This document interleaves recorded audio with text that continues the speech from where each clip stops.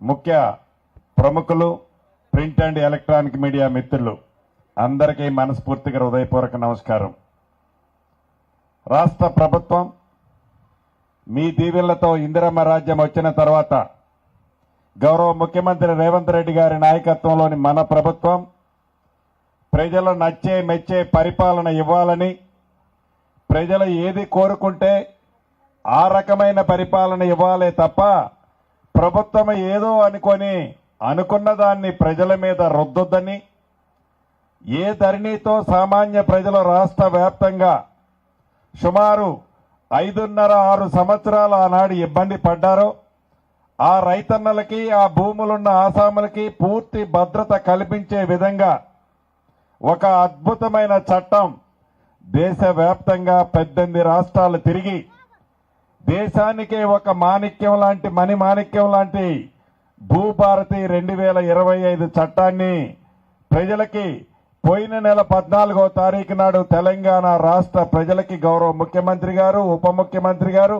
Cabinet మంత్రులు అంతరం మీకు అంకితం చేసిన సంగతి మీకు తెలియంది కాదు. నిజంగా ఆ చట్టం ఏర్పడటంతోనే ఒకేసారి రాష్ట్రం అంతా కూడా అమల్లోకి తేవచ్చు, ఆ అవకాశం ఉంది. కానీ ఒక చట్టాన్ని అమలు పరిచేటప్పుడు, ఒక చట్టాన్ని సామాన్య ప్రజలకి అందించేటప్పుడు ఆ చట్టంలో ఉన్న ఫలితాలు ఎలా వస్తాయో విశ్లేషించాలి అని మన ప్రభుత్వం మొదట విడత రాష్ట్రంలో 4 జిల్లాలలో 4 మండలాలు పైలట్ గా తీసుకున్నాం. రెండో విడతలో 28 జిల్లాలలో మళ్లీ 28 మండలం రెండో విడత తీసుకున్నాం. మూడో విడత రాష్ట్ర వ్యాప్తంగా నిన్నటి నుంచి, అంటే రాష్ట్ర అవతరణ దినోత్సవం జూన్ 2వ తారీఖు, అంటే నిన్న సెలవు ఉంటుంది కాబట్టి ఈ రోజు నుంచి రాష్ట్ర వ్యాప్తంగా ఉన్న ప్రతి రెవెన్యూ విలేజ్ లో రెవెన్యూ అధికారులే, ఎంఆర్ఓ స్థాయి అధికారులు వారి టీము మీ ఇంటికే వస్తారు, మీ రెవెన్యూ గ్రామాలకే వస్తారు. ఏ ఆఫీసు చుట్టూ ఎవరు వెళ్ళనవసరం లేదు. అటువంటి అవకాశాన్ని చట్టంలో కల్పించి అప్లికేషన్ కూడా రెవెన్యూ అధికారులు తెచ్చి మీకు ఇస్తారు. మీ సమస్యని ఒక చిన్న టిక్కు పెడితే చాలు, ₹1 కూడా ఫీజు తీసుకోకుండా, ₹1 కూడా రైతన్నలను ఇబ్బంది పెట్టకుండా ఈ చట్టాన్ని అమలు చేయాలని చిత్తశుద్ధితో ఈ చట్టం మీ చుట్టంలాగా మీ దగ్గరికి రాష్ట్ర వ్యాప్తంగా ఈ రోజు నుంచి మీకు పంపించడం జరిగింది. ఈ రోజు నుంచి 20వ తారీఖు వరకు ఈ 3వ విడత రాష్ట్ర వ్యాప్తంగా అన్ని రెవెన్యూ గ్రామాల నుంచి వచ్చే సమస్యలని క్రోడీకరించుకొని ఆనాడు భారతదేశానికి, మన దేశానికి స్వతంత్రం ఆగస్టు 15వ తారీఖు వచ్చిన విధంగానే ఈ వచ్చే ఆగస్టు 15వ తారీఖు నాటికి ఏ ధరణితోనైతే తెలంగాణ రాష్ట్ర ప్రజలు భూములున్న ఆసాములు అభద్రతకు లోనై నిద్రపోని రాత్రులు గడిపిన ప్రతి ఒక్కరికి పూర్తి భద్రత కల్పించే విధంగా, స్వతంత్రం కల్పించే విధంగా ఆగస్టు 15వ తారీఖు నాటికి మీ భూము సమస్యలని ఈ భూభారతి చట్టం, మన ప్రభుత్వం ద్వారా తీసుకొచ్చిన చట్టం ద్వారా మీ సమస్యలన్నీ పరిష్కారం అవుతున్నాయి. అంతేకాదు అనేక అంశాలు, ఈ చట్టంలో ఉన్న అంశాల గురించి గౌరవ కలెక్టర్ గారు, సిసిఎల్ఐ గారు, బుద్ధప్రకాష్ గారు కూడా చెప్పారు. దీంట్లో కొన్ని విషయాలు రైతన్నలు కూడా ఇందాక అడిగారు. ఉదాహరణకి ములుగుమాడునే తీసుకుందాం. రాష్ట్రంలో సుమారు 413 గ్రామాలు, రెవెన్యూ గ్రామాలు మన ములుగుమాడు లాగా నక్షాలు లేవు, వాటికి సరైన పానీలు లేవు. ఇందాక రైతన్నలు అడిగినట్లు నిజంగా నీ భూమి, నీ సర్వే నెంబర్ ఇదేనానంటే రెవెన్యూ అధికారులు కూడా గుడ్లు ఎల్లబెట్టే పరిస్థితి ఉంది. ఇటువంటి రాష్ట్రంలో 413 గ్రామాలున్నాయి. గౌరవ ఉప ముఖ్యమంత్రి గారు బట్టి గారు, నేను కూర్చున్నప్పుడు ఇటువంటి గ్రామాలు చేసేటప్పుడు పైలట్ గా మన ములుగుమాడు గ్రామాన్ని కూడా చేస్తే బాగుంటుంది మన జిల్లాలో అనే సూచనలు ఇవ్వటం జరిగింది. వారి సూచనలకి ప్రకారం మన ములుగుమాడు గ్రామాన్ని కూడా ఎంపిక చేసుకున్నాం. ఈ ములుగుమాడు గ్రామంలో ఏదైతే ఇందాక 5 గ్రామాలు రాష్ట్రంలో పైలట్ గా తీసుకున్నాం. ఈ 413 గ్రామాల్లో ఈ 5 గ్రామాల్లో 5 సంస్థలకు ఇచ్చాం. గత ప్రభుత్వం లాగా ఒకళ్ళకే కట్టబెట్టలే. ఈ 5గురికి ఎందుకు ఇచ్చామంటే 5గురు చేసే సర్వే ఫలితాలు ఎలా ఉంటాయి, ఆ గ్రామాల్లో వచ్చే సమస్యలు ఎలా ఉంటాయి, ఆ సమస్యలు ఇచ్చే పరిష్కారం ఎలా ఉంటుందో చూద్దామని దేశంలో ఉండే ప్రముఖమైన సంస్థలు 5 సంస్థలు ఏరుకొని దేశంలో నుంచి 5 సంస్థలు తీసుకొచ్చి ఈ పైలట్ గ్రామాలైన 5 గ్రామాలకు ఇవ్వటం జరిగింది. అందుట్లో ములుగుమాడు, ఈ ములుగుమాడుకి సంబంధించిన దాంట్లో పైలట్ గా చేయటానికి కూడా ఒక ఉద్దేశం ఉంది. పైనుంచి గాలిలో నుంచి ఆ ఎక్విప్మెంట్ తిరిగేటప్పుడు డ్రోన్ తిరిగి కింద సర్వే చేసే విధానం ఒకటి, అదే రకంగా భూమి మీద దీని నుంచి సర్వే చేసే విధానం రెండోది. ఈ రెండూ కాకుండా ఆకాశంలో ఉండే శాటిలైట్ ద్వారా కూడా సర్వే చేయొచ్చు. అది కొలతల్లో తేడా ఎక్కువ వస్తుందని ఉద్దేశంతో దాన్ని మనం తీసుకోవటంలా ఈ డ్రోను ఈ సర్వే గ్రౌండ్ మీద చేసే సర్వే 2 సర్వేల ద్వారా ఏదైతే సర్వే చేసే వ్యవస్థని ఈ ములుగుమాడు నక్ష అంటే తెలియని వాళ్ళు ఎవరు ఇక్కడ ఉండరు.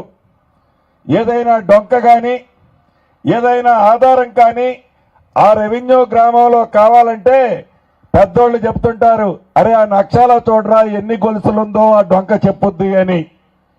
నక్ష అంటే ఒక బైబిల్లా, ఒక ఖురాన్లా, ఒక భగవద్గీతలా రెవెన్యూ వ్యవస్థకి నక్ష అటువంటిది. అటువంటి నక్షాన్ని ఈ ములుగుమాడు గ్రామానికి తయారు చేసే దాంట్లో ఈ వ్యవస్థని నాడు ఏర్పాటు చేసి 2 రకాలుగా, ఒకటి డ్రోన్ ద్వారా, రెండవది భూమి మీద ప్రతి ఖాతాని ప్రతి రైతన్నకున్న భూమిని స్పష్టంగా కొలిసి డ్రోన్ ద్వారా కొలిసి మ్యాప్ తయారు చేస్తారు. ఈ భూమి మీద పెట్టే ఎక్విప్మెంట్ ద్వారా కొలిసి మ్యాప్ చేస్తారు. ఈ 2 మ్యాపుల్ని ఒకే టేబుల్ మీద పెట్టి ఏది కరెక్ట్ ఉంటే ఆ కరెక్ట్ గా ఉన్న మ్యాప్ని భవిష్యత్తులో మన రాష్ట్రంలో మనం చేద్దామనుకున్న సర్వేకి ఉపయోగపడే విధంగా ఈ వ్యవస్థని ఉపయోగించుకోవాలన్నదే మన ప్రజాప్రభుత్వం యొక్క ఆలోచనని ఈ వేదిక ద్వారా మీకు రాష్ట్ర ప్రజలకి తెలియజేస్తున్నాను. ఈ భూభారతి చట్టం రాష్ట్ర వ్యాప్తంగా ఈ రోజు నుంచి మొదలవుతుంది. ఇందాక చెప్పారు చాలా విషయాలు. ఈ చాలా విషయాల్లో పేరు తప్పుపడ్డా, భూమి తప్పుపడ్డా, ఎక్కువ ఉండి తక్కువ ఉన్నా, తక్కువ ఉండి ఎక్కువ ఉన్నా, గతంలో ఆనాటి దొరవారు ఏదైతే రైతు బంధు వస్తుందని ఇందాక ఒక పెద్దన్న చెప్పాడు, 200 ఎకరాలు తేలిద్దని.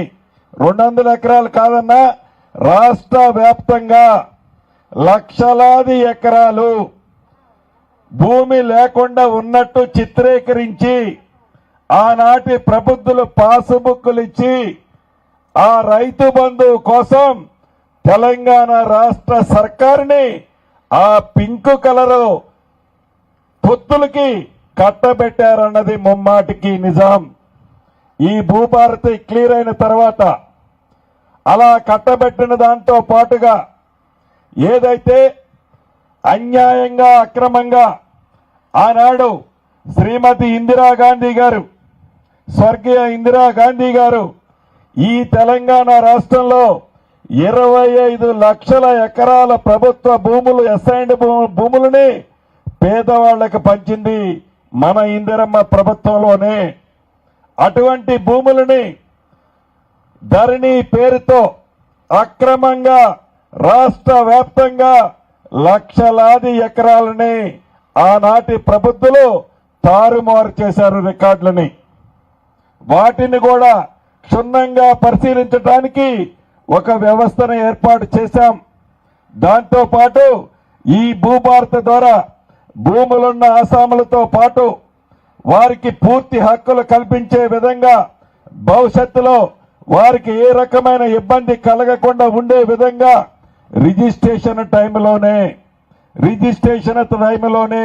గతంలో లాగా బౌండరీలు కాకుండా ఆ మ్యాప్ను కూడా పెట్టే అంశాన్ని ఈ చట్టంలో పొందుపరిచాము.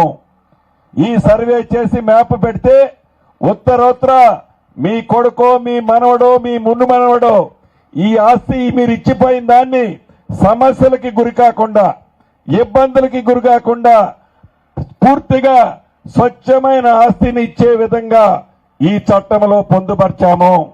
ఇలా అనేక అంశాలని ఇందాక ఆధార్ ఎలా ఉందో రైతన్నకు ఏది ప్రతి మనిషికి రైతన్నకి కూడా భూదారు అంటే ఆ కమతానికి ఒక నెంబర్ ఇచ్చి ఆ నెంబర్ కొడితే ఆ రైతన్న యొక్క పూర్తి భూమి వివరాలు వచ్చే విధంగా రాబోయే రోజుల్లో భూదారుని కూడా ప్రతి కమతమున్న రైతన్నకి ఈ చట్టం ద్వారా ఇచ్చే అవకాశాన్ని కూడా కల్పించాము.